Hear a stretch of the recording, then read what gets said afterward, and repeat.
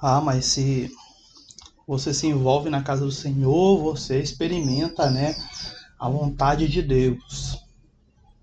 Será?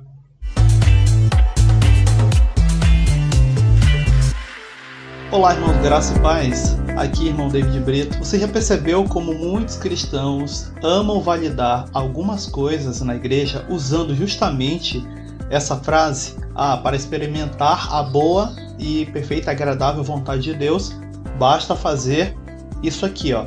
E aí a pessoa coloca alguma coisa juntamente com um pedaço do versículo para poder validar essa coisa, sendo que o versículo em si, será que está falando sobre isso que geralmente associamos como frequência no culto, ou cumprir a agenda proposta, a festa de jovens, aquela campanha de oração? Vamos dar uma olhada aí nesse texto, em mais um texto fora de contexto. Venha conosco agora nesse texto aí de Romanos capítulo 12, versículo 2. E não sede conformados com este mundo, mas sede transformados pela renovação do vosso entendimento, para que experimenteis qual seja a boa, agradável e perfeita vontade de Deus.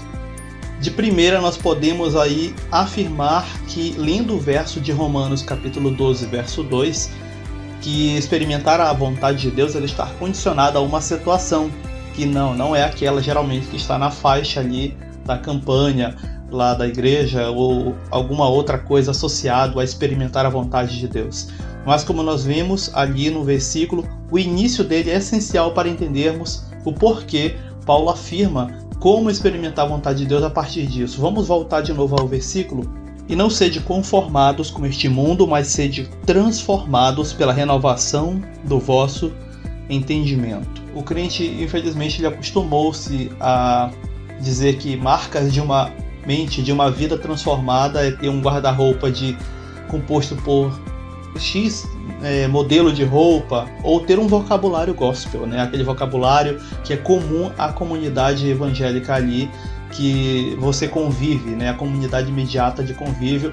Só que isso não são marcas de uma vida transformada. Irmão, e aí, como é que eu vou saber que marcas são essas? Bem, para podermos entender como é ter esse entendimento, né, transformado realmente, nós vamos ter que recorrer a outros textos que nos descrevem melhor. Um dos mais conhecidos, por exemplo, Gálatas 5, verso 22, onde você vai ver, apenas no verso 22, as marcas de fato de quem é que anda no Espírito. É aquele que mostra e manifesta o fruto do Espírito, que são paz, amor, longanimidade, caridade, benevolência, mansidão, autocontrole.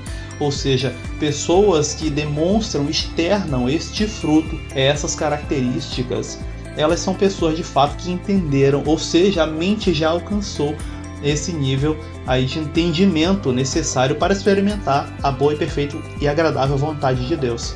O cristão verdadeiro, ele não é conformado com este mundo. Irmão, como é que eu vou saber se eu não sou conformado com este mundo? Você não deve estar manifestando coisas como o que é descrito antes do versículo 22 de Gálatas 5, aí citado anteriormente, porque essas coisas são marcas de obras da carne, porfias, divisões, aquelas panelinhas que são as facções. Tudo isso promovido dentro aí do convívio dos teus irmãos na fé são infelizmente obras da carne, por mais que elas sejam transvestidas de coisas cristãs, entre aspas, evangélicas, como divisão de congregações, porque um quer prevalecer e o outro não, enfim. Irmão, cuidado, isso tudo são obras da carne, isso não tem nada de Deus, independente de quanto alguém diz que Deus falou para ele fazer isso, enfim, ok? Fique bem claro isso aí. E às vezes o crente não percebe que ele já está conformado com essas coisas, logo ele não tem essa mente transformada necessária para experimentar a boa, perfeita e agradável vontade de Deus. Por exemplo, quem nunca viu irmãos incentivando outros a concretizar algum tipo de disputa, né, de vingança, porque ele também não gosta daquele irmão ali, daquele vizinho, enfim. Irmão, isso é obra da carne, né, infelizmente. Quem nunca viu alguém baixando a cabeça para uma barbaridade doutrinária que um pregador falou, só porque ele era o convidado da noite, né, o pretenso homem de Deus? Irmão, isso é heresia, você deveria ter condenado. Quem nunca viu, infelizmente, um pai, né, dito cristão, incentivar seu filho a ficar mexendo com as garotas ali da escola, às vezes um garoto pré-adolescente, porque ele acha que assim está incentivando o garoto a não virar gay.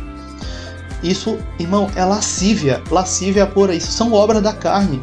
Então, cuidado para não normalizar coisas que você deveria, na verdade, estar repudiando. E assim não experimentando a perfeita e boa e agradável vontade de Deus. Alguém pode perguntar, irmão, mas e essa vontade de Deus aí falada no restante do versículo? Olha só o versículo.